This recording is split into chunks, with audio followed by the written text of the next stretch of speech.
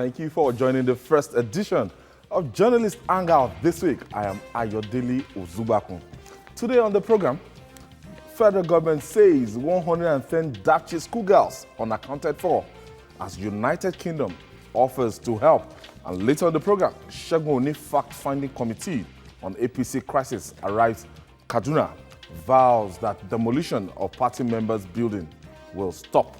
I'll be hanging out with Babajide Kolade Otitoju, Mayor Akinpelu, and Lekon Shote. So if you're ready, let the hangout start now.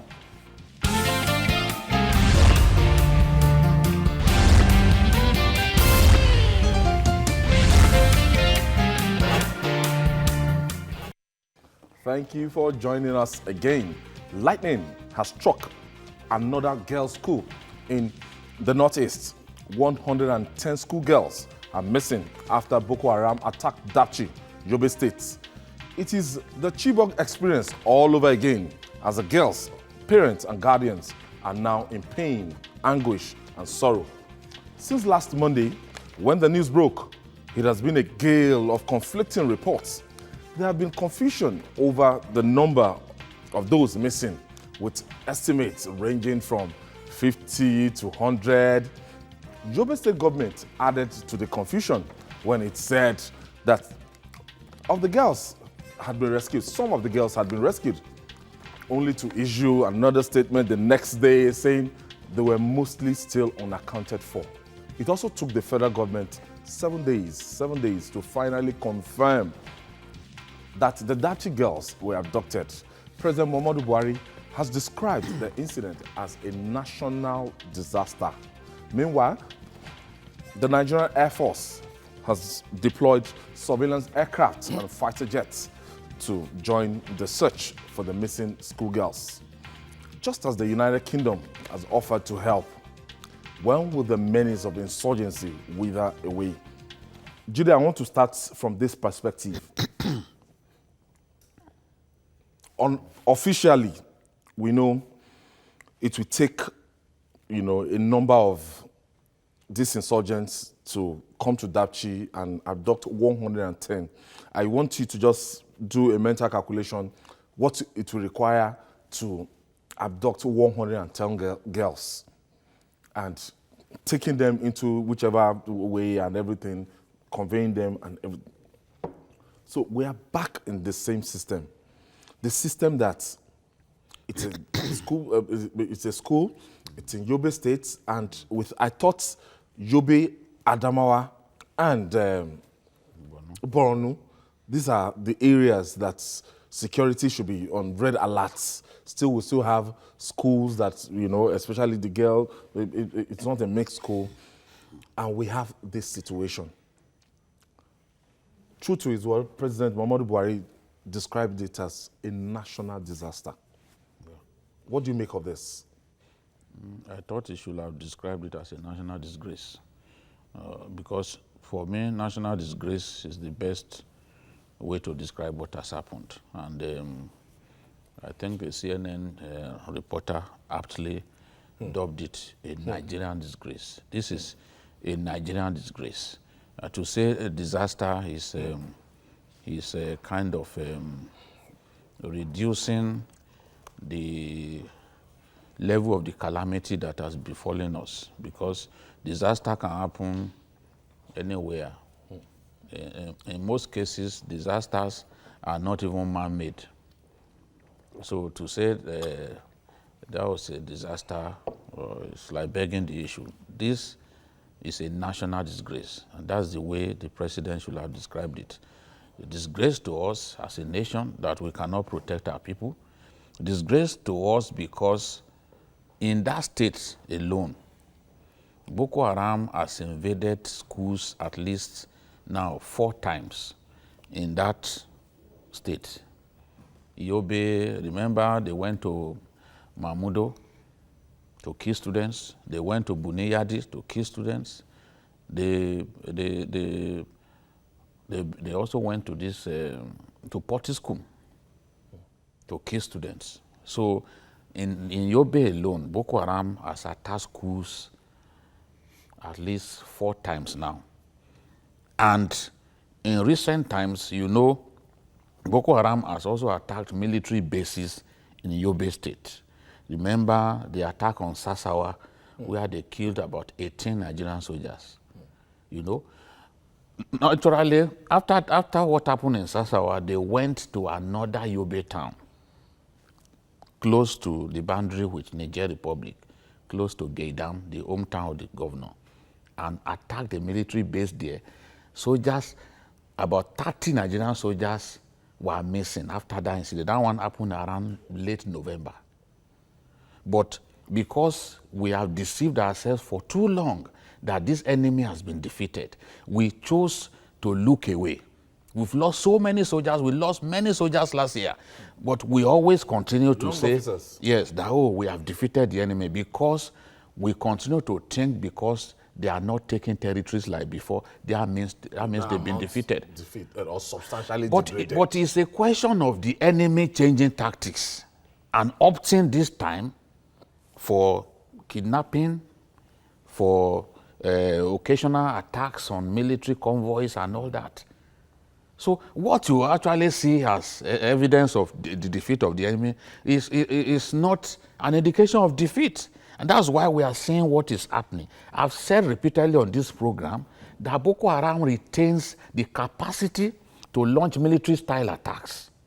And I was vindicated when they launched those attacks on Sasawa, the attack on the oil workers, because those are military-style attacks. So it is wrong to continue to say, oh, it's soft targets alone that they can hold, that they can attack.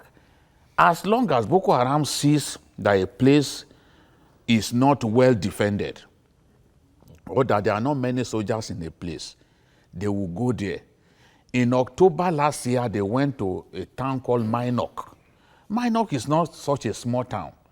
Minok is just outside Maiduguri. And they went there, attacked the army base there, killed soldiers and took away weapons. So that to me was daring, because every time you attack a military base, you are sending a signal that, look, I'm still strong. I can still hurt you. That is the message. And for us to have allowed this to happen is what I find strange. Given the fact that last year alone, Boko Haram attacked at least 4 towns in Yobe State. That should have sent a message to us. 4 towns, 4 military bases in Yobe State. That should have sent a message to us that this enemy, if we leave these children unprotected, that they can come. I've heard people say, oh, why did they withdraw those soldiers? Why did they withdraw soldiers? And the question what I've been telling people is, the question is how many soldiers were protecting the school? Because that takes me back to Chibok. If you do not put enough soldiers in a place, if you put 10 soldiers in a place and you think that they are enough to secure a school, then you don't know what you are doing. Because Boko Haram will come with lorry loads of fighters, they will overwhelm the soldiers and do what they want. Soldiers could even beat a retreat. And that happened in Chibok. Because we felt that school was protected, we wanted them to write their exam there. We felt it was protected, because to us, putting 16 soldiers in a school is enough protection. But when Boko Haram comes with 400 fighters, each of them carrying AK-47, you will know that you have not provided security. Because those soldiers will take to their heels, and Boko Haram will go ahead and do what it wants. You will ask, the first question you asked was that I should imagine how they could have taken those children. If they bring 2 trailers, 2 articulated vehicles, and a few gun trucks, because what they do now is everywhere they go, they attack the military base, they will steal gun trucks. You know, Boko Haram attacked a town called Difa in Niger Republic. When they overran the military base in Difa, in that Difa prefecture in Niger Republic, they took away ammunition and gun trucks. Those gun trucks are useful for them in operations like this. So with the trailers loaded with gas, the gun trucks will now provide support so that they can take those gas to wherever they are taking them to. Mayor, I'm looking at the governor now. Information management, the governor, the military. Now, Immediately it was reported, the next day it was said they've been rescued. Between the Yobe State government and the military till now, we didn't know the story of they've been rescued, how it came about it, although they apologized the next day. Yeah, I think the problem basically has to do with, yes, information management. But the problem is that we have an army that likes to praise themselves, that wants to be commended, that is excited when they achieve certain victories at the war front, which was the major problem, because the way the Nigerian army was going about it, they seems not to understand the kind of forces they are against.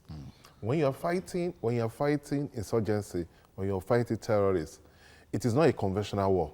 So if you win some battles, does not mean you have won the war. But they keep exciting themselves that, we've degraded them with them, because like you said, terrorists in Afghanistan, major commander killed, in Afghanistan, United States of America has been in Afghanistan forever. They've not been able to defeat terrorists there. It's because they keep evolving, they keep moving, they can move from one, they're very mobile, so they can move from one place to another. And because of that, that is why we have this problem. Why I'm embarrassed for the Nigerian military, they've done very well. We consider that they've done extremely well. But my problem with them is that, one, they get too excited, they want to praise themselves all the time, they don't seem to understand the enemy they're against, and in this last one, they've embarrassed themselves and they've embarrassed the nation. Because how can a country like Nigeria, we experienced something that happened in Chibok, that became a major thing all over the world. And we allowed that to happen again in the same country. That shows we don't know what we are doing. In the same region where there is the same war. Everybody will just take us that we are not serious, or we don't even understand security, or we cannot even rule our country. Because even if I'm not a soldier, I expect that the commanders of that one, if you say, okay, it is very difficult to take care of all schools, but you must have like a security net all around the Northeast that will make it difficult for people to be able to move 110 girls. Because like you said, you need articulated vehicles to be able to move 110 girls. And if you have a security cordon around there, yes, they may be successful in that school, but to take the girls away from the principal of that school will be very difficult for them, because there will be a security cordon that they will meet at every point in time, and they will be forced to abandon the girls. But for them not to do that, for it to be easy for those guys to move, it's unbelievable. It just shows that our army, they've become so complacent that they've embarrassed themselves. Everything they've done, they've ridiculed themselves, because everybody will just laugh at us that they don't know what they are doing in Nigeria. It's just similar to what the president of Uganda said now. How can they move all of those girls? Yes, that's what I'm saying. And it happened again. It's embarrassing. I saw some of the girls. I saw the pictures of some of the girls, just too young to be taken to those animals. Well, I agree with you. My own worry really is this. The lack of professionalism exhibited by the army. I call it the newsroom mentality, which they have been doing even in the past under the Jonathan administration. They never negotiated with anybody. They said, we have negotiated the freedom of the girls. And then these men attacked a school, took girls away.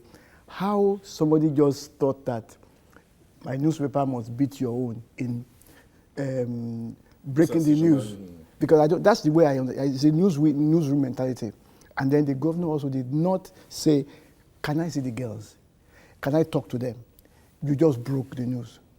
I thought it was a high... He thought the military, that you could rely on the intel. It wasn't the military that they had it from. The intel from? They claimed that it was the DSS, that someone in the DSS told them. Wow. The military they never told anybody that the either way, whoever told them did not display professionalism. And I think it's a height of irresponsibility, that you will just break news without even confirming. I remember on a platform, a WhatsApp platform, last week, when somebody sent it, they say, girls have been rescued. I said, where is the photo of the girls? Yes. Lekon, we take this breather. We take this quick breather. When we come back, we'll discuss more. It's still Journalist Hangout. Please stay with us.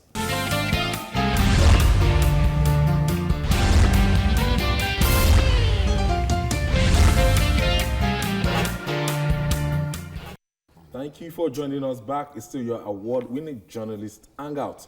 Lekon Shota, you were making a point before we took that breather. Yeah, I said that we were dealing with now. Kolade has Babajide has kind of made a clarification. Whether it was the army, whether somebody posted something on his wall, whether it was DSS, it was the height of irresponsibility to just break news without confirmation. As I was telling you, I'm on the on a wall, on a WhatsApp wall. Somebody sent and said, well, those girls have been rescued. And I said, where is the photo of the girls? How do you say? He now said, well, I just heard it from a third party. And then subsequently we started hearing what was happening, and there was the denials.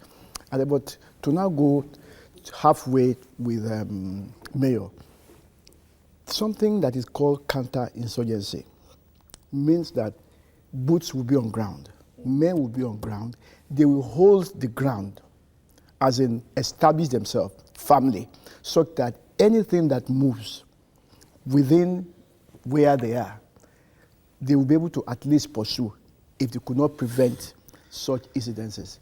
We don't seem to have that capacity, and I think that's a very big shame.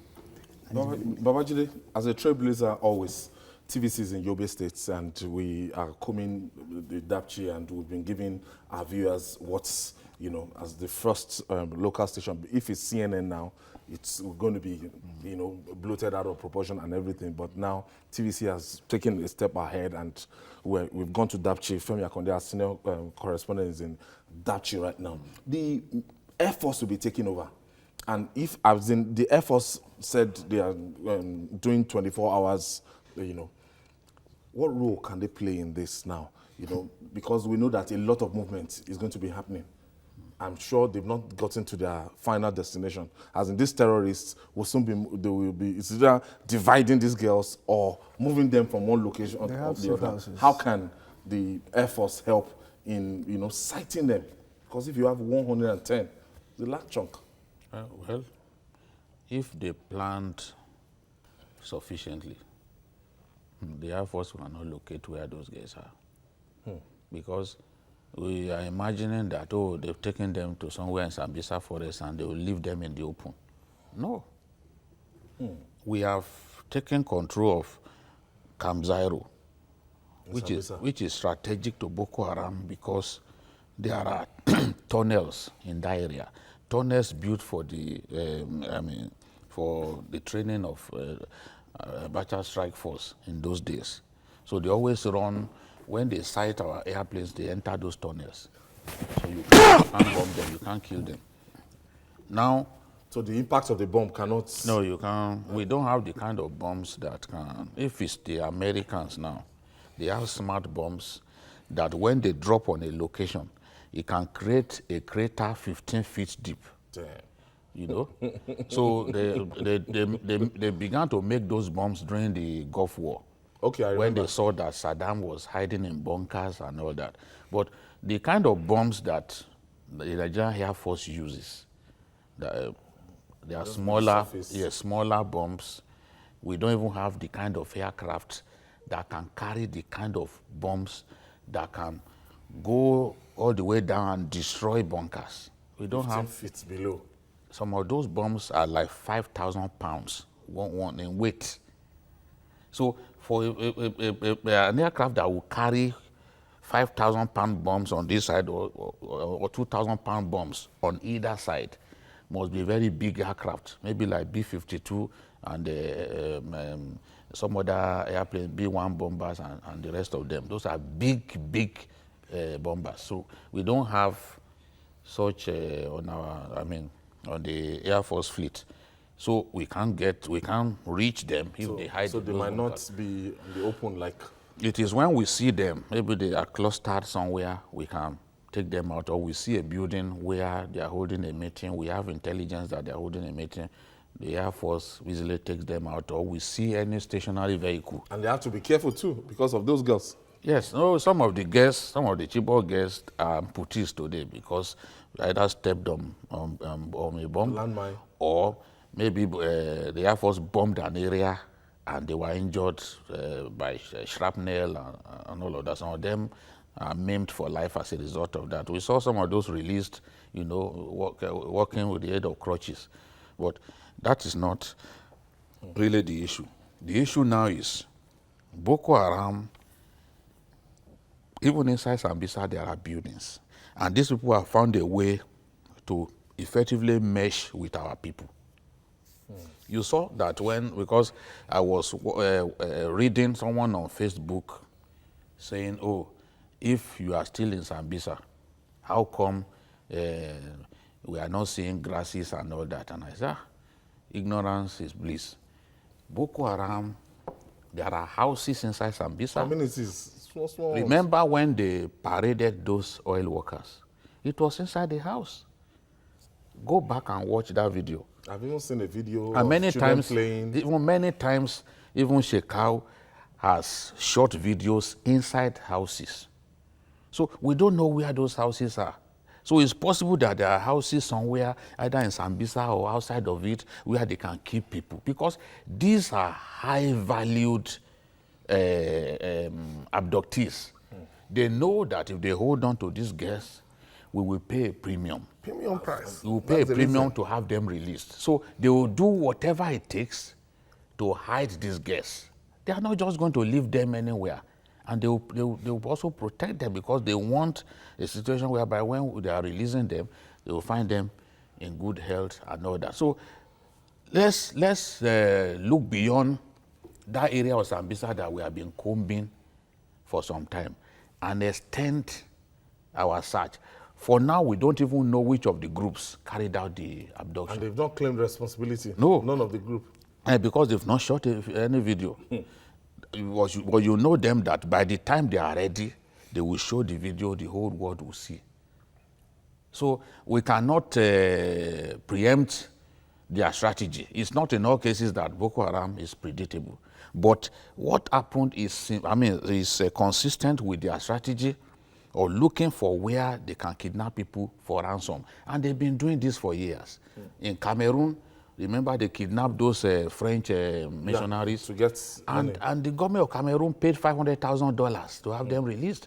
They also kidnapped the deputy prime minister of Cameroon, wife of the deputy prime minister of Cameroon, and they paid about $500,000 to Boko Haram. They kidnapped Chinese construction workers in Cameroon.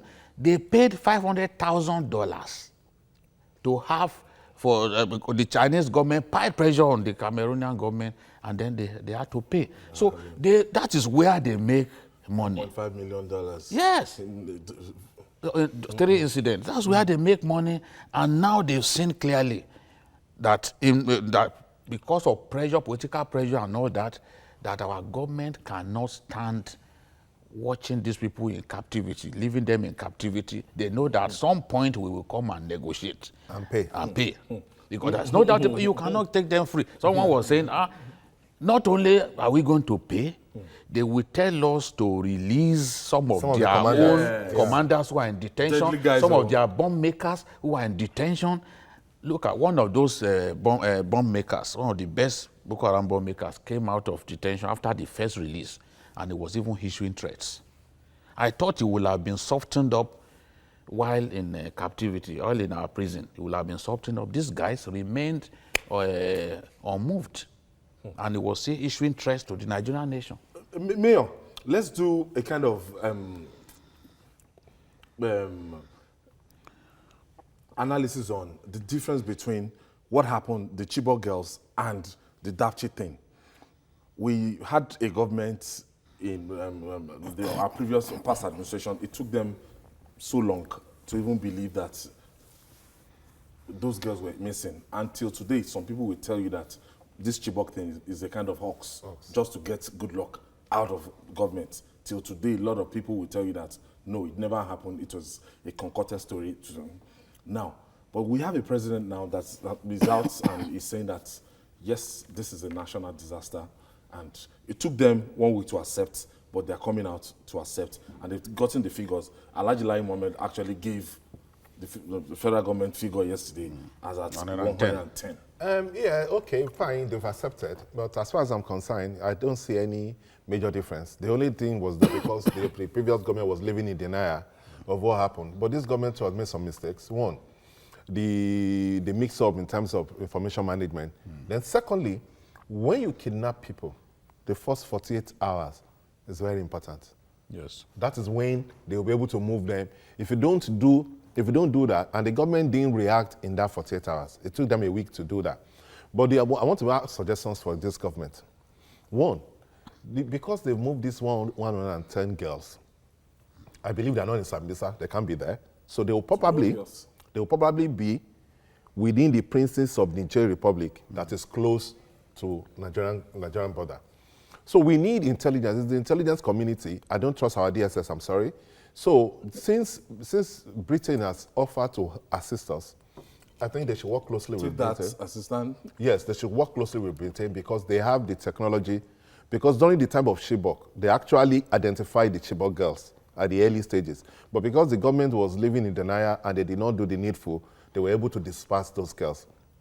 If they work with Britain... I'll come back to you. I have Sule. Sule is calling us from Borno State. Thank you for joining us, Sule. Hello. Yes, Sule, thank you for joining us. Yeah, good evening. Good evening. Go ahead with your contribution. Okay. What actually happened, I want to contribute on the situation at hand now. Please do that. Okay, yes. You made a statement. You were asking Mr. Kulade what actually is going to be the situation. Maybe they went on an artificial level. But if you remember, there is a live witness that said there are 6 Hilux vans that came to pick them up. So I want to believe that these 6 Hilux vans won't be going the same direction. They will be splitting up from the place of arrest or the place of attack, I mean. Still those vans to carry 110 people. Thank you. Okay. Are you still there, Sule? Yes, I'm still there. Okay, go ahead now. Go ahead, wrap up. Yes, I'm talking. I said that the 6 Hilux vans will have left the place in different directions. Any helicopter or the Air Force manning the situation now will only take them. It's very difficult to even locate as of now, after 24 hours. Hilux vans are very fast. Thank you, Sule. I'll take this break. When we come back, we'll talk more, we'll wrap up on this. Please stay with us.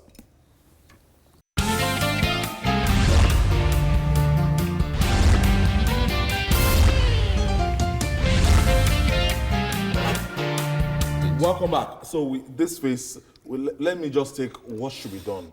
We are providing a solution. Yes. I was saying that they should work with Britain for intelligence and know that Britain has the technology to identify where those girls are. If they do that, they should be able to get in government with the government of Niger and Chad and Cameroon so that they will be able to assist and isolate those people. They will now go and negotiate and pay. Because that is why, that is why they did that. Because don't forget that they collected a lot of money on the Chibok girls. All those Chibok girls that you see that they were returning, it was not free. They collected a lot of money. And now, things are very difficult because before, most of their funding used to come from ISIS. ISIS have problems now. So because they've lost the caliphate, there has been a reduction in the kind of funds that were coming to them. So they need to generate their own funds themselves. And the easiest way to generate that is this kidnapping. That 110 girls will fetch them a lot of money. Yeah. That's why, like you said, it was well planned. They must have secured those girls where they are. And the only thing is just that for we to identify. When we identify the place, it quickens up the negotiation for us to pay. Look, what should this government do? Well, I am convinced of 2 things. One, I very much believe strongly that we have 5th columnists within our military. That's 1. 2, I'm very much convinced also that they have safe houses where they keep people even within the cities, not too far from where they have been kidnapped. And they can keep them there while we are people were looking for Osama bin Laden in the cave, not knowing that he was just next door to a military base. Yes, a military base, yes. An elite military base. So I think we need to pay attention to that, and our military, DSS, whoever else needs to, our security outfit need to pay attention to that. Don't forget that security was one of the planks that brought in this APC government. Yeah. Advise this government on how to go about this, because we can't allow this to linger as long as the Chibok girls, I think they've been there now for over 2 years. We still have about 119 Chibok girls in detention, in captivity. And added to this, it's terrible that this has happened. People have been asking, but why did they withdraw those soldiers? You see, because of the extensive campaign going on, military campaign going on inside Sambisa, naturally you want to move troops, because we felt once we crush them in that place, there's no more war. So you want to move troops from other parts, and we felt that area was safe enough. You see? And they're overstretched. Sometimes when people boast that, Boko Haram can no longer attack Abuja, whereas it was attacking Abuja and all this place before, I asked myself, what are they talking about? Because I was in Abuja and I went to Barnes Plaza that Boko Haram once attacked. It's not as if we put any security in place. These days, even if you drive through through Abuja, nobody checks vehicles anymore. We have relaxed. We have relaxed. On the roads, the checkpoints have literally disappeared. From the airport, nothing. Yeah. You see, so it's not as if we put any elaborate security measure in place. It's just that the enemy decided to retreat to a part of the country and continue his dastardly heart. So let's stop beating our chests unnecessarily about feats that we have not achieved. We should realize that, look, these guys are still dangerous. If we think that we have crushed them, I think they've sent a message to us now that they are capable of doing what they were doing at the height of their bestiality. So the government have said it repeatedly that we need help. Wherever we can find that help, we must get it. In Abuja, I discovered that even the Tucano that we are talking about cannot get to us until the end of 2019. End of 2019? Yes, that we just paid for. So wherever help can come, we should look for it so that we destroy these guys once and for all. Let's stop deceiving ourselves that we have defeated the enemy. I'm happy that my brother, the spokesman of the president, has now admitted that Boko Haram has not been totally defeated. So, but substantially defeated.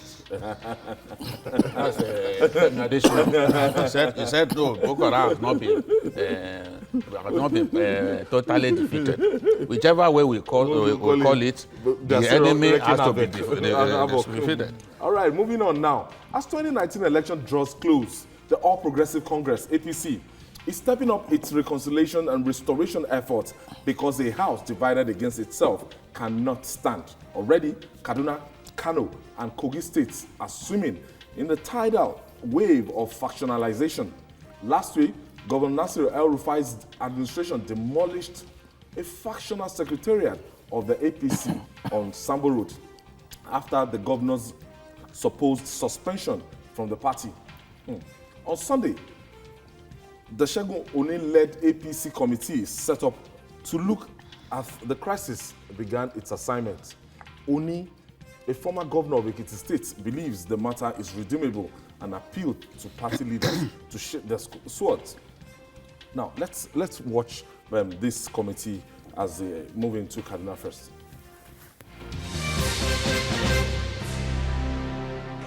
At the demolished Sambo Road Secretariat, members of the Akida camp and the restoration group waited patiently for the Segun Oni team for 6 hours.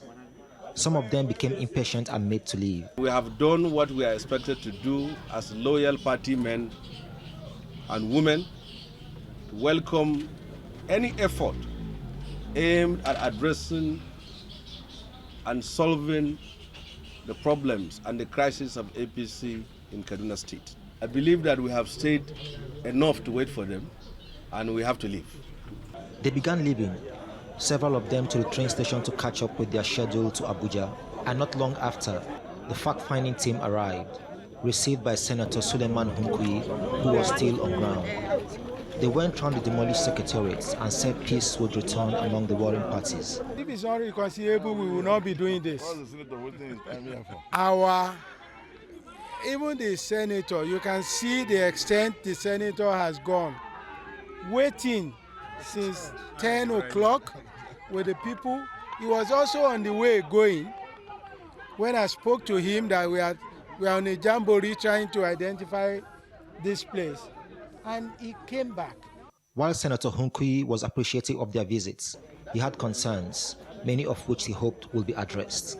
There is no earthly reason why the other side will be invited to the next meeting for next tomorrow. We feel it's one of the very naughty, serious issues that we feel Your Excellency and your good selves should take cognizance of this. They then retired from the scene with a promise from the fact-finding committee to engage the Akida and restoration camps throughout the night. Their reports will be presented to the National Working Committee of the party with a copy given to its national leader, Bola Tinubu. Welcome back. I don't get it. Mayor, let me start this from you. I don't get it. This committee, fact-finding committee, is going to investigate this demolition. But when you look at it and you want to see that, okay, they've met with Shehu Sani, they are also going to meet with Senator Hunkui and probably meet with the governor. And the governor, from the defense, I've read that, look, there's been an outstanding case on this particular building, and the agency that they have the responsibility that's whatever it is meant to be a residential building. They are now using it for a party secretariat, that it's even people around the residents that actually came to complain, and this agency saying they've been owing 8 years, whatever the technical, but it just took, we know that the government of Kaduna State actually brought down that building, and this is like, why the timing and everything? A lot of people are questioning this. Intra-party squad. Of course, it's politics. If they didn't suspend the governor, they probably may not do that. Because sometimes when you want to use power, if you get to a point to say, okay, we have issues with this building, this is the building they're using and all that, but that's not a yard of that. It is good what they are doing. I think this committee can still achieve some things, because if they give it to the National Work Committee of the party, and they said a copy will be given to the party leader, who has been assigned by the president to settle rifts within, it's still okay. Because the more people you get involved, the better for the party. Because what is going on in Kaduna State, if they don't solve that problem, it's possible that the party could lose the state, because the division is getting to a point where everybody is digging in their other sides, and there is need to reconcile them. I hope Shagoni will be able to. I think that's the start-off point. Then maybe later, when they submit the report to National Work Committee, the party and the leader who will be assigned to do that can now move the reconciliation thing forward. It's like APC is a party. I don't know the position and the place of discipline in that political party, and I'm yet to see anybody that can actually, in good faith, call Governor Nasiru El-Rufai, calling, to order. Yeah. Mm-hmm. Because apart from Mr. President, that we know that, okay, he's close to Mr. President, but the party structure, I don't see John Oyegun actually calling Governor Nasiru El-Rufai, Mr. Governor, you need to take it easy, calm down. This action is condemnable, and Mr. Governor, this action is not acceptable. Can a John Oyegun do that? No, of course he cannot do that. Nasiru El-Rufai does not respect anybody. Correct. Even the president, today, he may be kneeling down and groveling at the feet of the president. It's all because he needs the president. If you go back to some of the comments he made against the president in 2011, he even said something that some of these old politicians, that if they give, if you talk to them about BlackBerry, they will think it's a fruit. Have you forgotten? I remember that they won't know that it's actually a handset, that they will think it's a fruit when they hear BlackBerry. That was back then. So he does not respect anybody. He's just about himself. And he comes along to me as an extremely intolerant fellow. And I asked myself, what will El-Rufai do if he were a military ruler? If it were an Abacha, for example. And if you remember, under What President will he Goodluck, El-Rufai was always on Facebook. Tweeting and abusing people. The president. He was even the Nigerian army, he was even abusing the Nigerian army. I have a lot of what he said at that time. I have most of his Facebook. During the Shagari regime, this is just for El-Rufai to learn a lesson in tolerance. During the Shagari regime, Taiso Larin was always going to Campus Square to abuse the government. And the government didn't, because of that, lock him up or demolish his house. El-Rufai went to the home of his party leader, that is the national vice president, Northwest, Inu Abdul Kadri, and he pulled that house down. That building that he pulled down was sitting on federal government land. So he had no business even going there in the first place. Because it should have been, if you are saying, oh, they didn't get permit and all that, it should have been a transaction between the Federal Ministry of Housing and Kasubda, which is their own urban renewal agency in Kaduna. Well, he didn't do that. He went there and demolished the place. Before he demolished, he served a notice.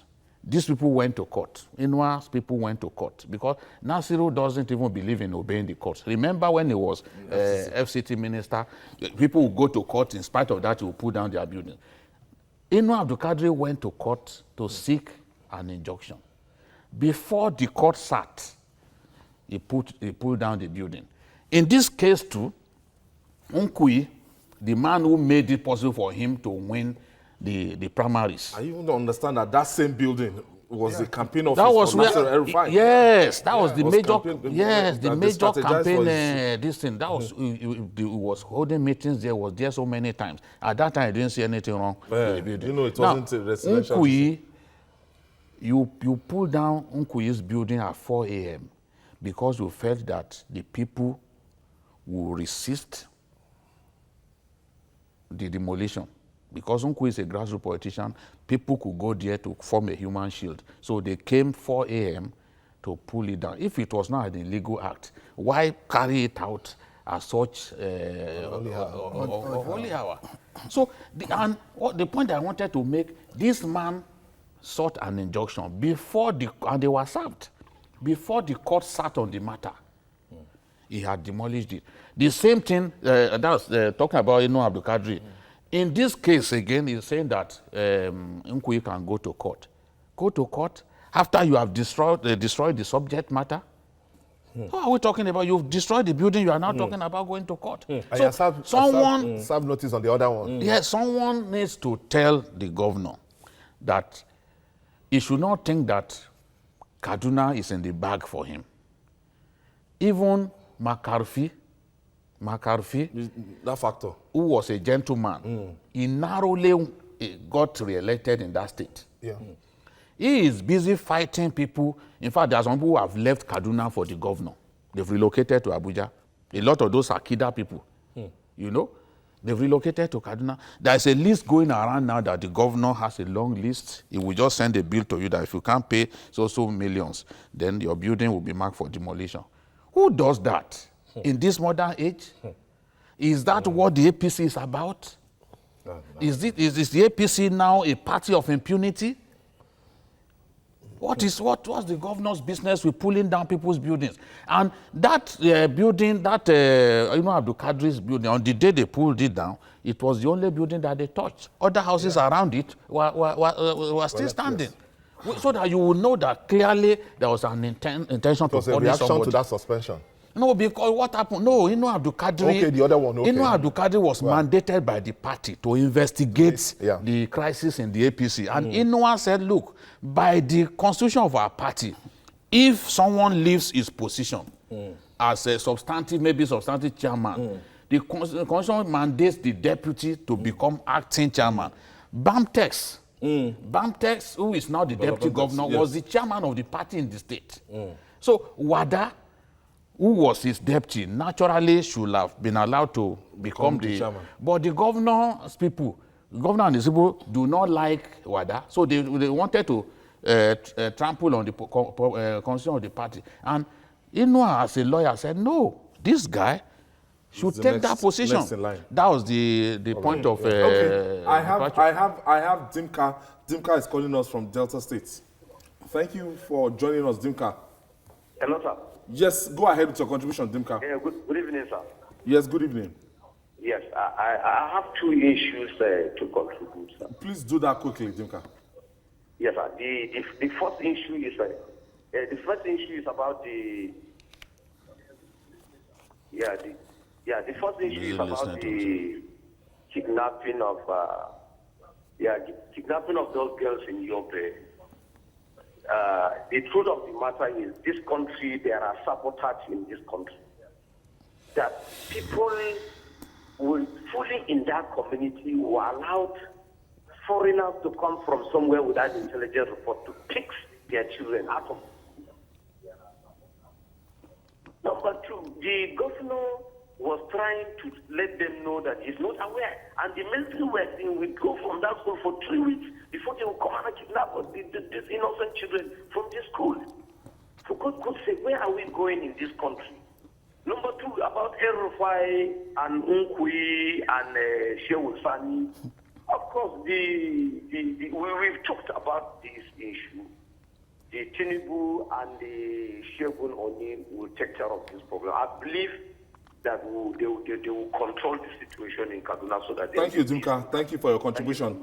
Lekon, we had a situation that former President Jacob Zuma has been embattled in former administration for a long time. Right. And corruption, all other charges and everything, like 6-7 years ago, and he has always been surviving it. Okay. But the time the ANC came out and said, Mr. Man, go and throw in the towel. That's right.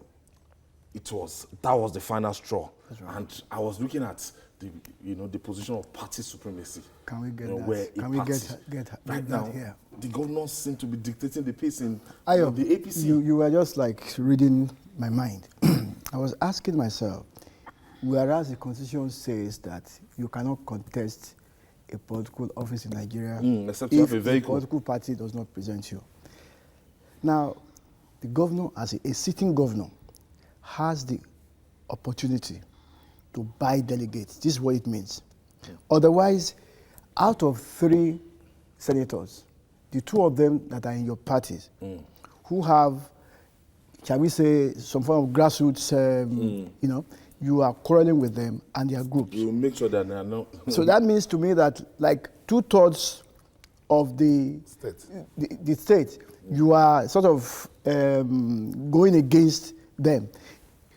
Delegates from those senatorial districts, for example, does it mean that Mr. Governor is sure that he has bought them over? Delegates within his I just want to ask certain questions that therefore he can then act with impunity and not even be sensitive or care about what happens, the dynamics of the state. And this tells us what is happening all over Nigeria. Once a governor is in place, he has the opportunity of dispensing, what do you call it? Largesse. Therefore, he controls practically everybody in the state. And that is what is playing out now. At what point in time did they get this bad? I remember in 1999 to 2003, there was this Alliance for Democracy. Inside the Alliance for Democracy, although they will be telling you that it's different from Afenifere, but it was like a pseudo leadership of the Alliance for Democracy. Right. Now, if Baba Adesonya, you don't go to Jebugbo and you are not in good books of Baba Adesonya, it is whatever the party says. I remember, no governor, as at the set of 1999-2003, can do outside what the party leadership. Right. The same thing if you remember the UPN days and everything but things have changed. The other way around now, the governors are now saying this is the chairman we want, this is the person we don't want, and it's reversed the case. When you look at the crisis in Kaduna, when it became clear that someone like Inua Abdul Kadri will not yield to El-Rufai's desires. They said, oh, Aminu Bello Masari is someone that he respects. Aminu Bello Masari still could not solve that problem. And it would take a miracle for anyone to reconcile El-Rufai and those people. Because even if those ones agree, El-Rufai is as stubborn as they come. He will not agree. Very, very. He will not agree. He just wants to do what pleases him. He just wants to do what pleases him. And some of his actions are clearly undemocratic. Even journalists operating in the state, they live in a state of fear. Even bloggers. He has put some of our colleagues behind bars. So it's a problem. Governors want to control the structures of the party in their respective states. They must find a way to ensure that at least governors do not control the party structures from the government houses. Because you can't have a situation in which the governor will just sit in the government house and be sending for the party chairman. That means there's no party supremacy anymore. Because in this case, the party should be able to say, Nasir El-Rufai, this is what our constitution says. It is WADA that must function as the acting chairman, no matter what you want. But in this case now, the constitution of the party is being trampled upon. So someone in Kaduna, because he is privileged to be governor, has run riot, now demolishing people's buildings on flimsy, on flimsy excuses. You now go and call Kasubda that they should be giving you people's list. You know, it's unheard of. And that is happening to PD. So what lessons can the APC tell us that they have learned? They're even worse. Everyone hated PDP because of impunity. Yeah. Now we are seeing a greater dose of impunity under the APC. Is that how a party should be run? In any case, they have an absentee national chairman. So I don't even expect him to solve the problem. So it is the president now who should talk to his boy, because El-Rufai positions himself as the president's boy. So let the president tell his boy that, look, stop that joke. He was asking him that, oh, you drove a bulldozer. Don't joke with him about that. He's messing up the name of your party and your own name. Talk to him, let him realize that some of what he's doing is wrong. In any case, One said yesterday that demolition of the buildings of party members will not continue. So but that means it's deliberate. No, everyone knows why. So when you are doing Kasubdex, everyone knows why he's doing it. So, but One has said his own. Will El-Rufai listen? Will he not tomorrow get up down and go and demolish Shehu Sani's house just because Shehu Sani's hair is too bushy? I think the key is the assignment that the president has given to the leader of the party. Exactly. The problem of APC is that the national chairman does not have the clout and he does not have the respect of members to be able to control them. You need an high-profile personality that can take care of that you can't push around. And if the leader, in terms of this, he can have access to the president to tell the president to say, okay, tell this your boy to say he's embarrassing the party. El-Rufai needs somebody like the president to be able to put him in check. And I think he's lucky that the PDP has not gotten his I'm telling you. in that state. Otherwise, he shouldn't be. They can still lose the state. They can still lose the state. I just hope he will. No, if he continues to fight everybody, they can still lose the state. Thank you, Lekon Shote. Fighting everybody.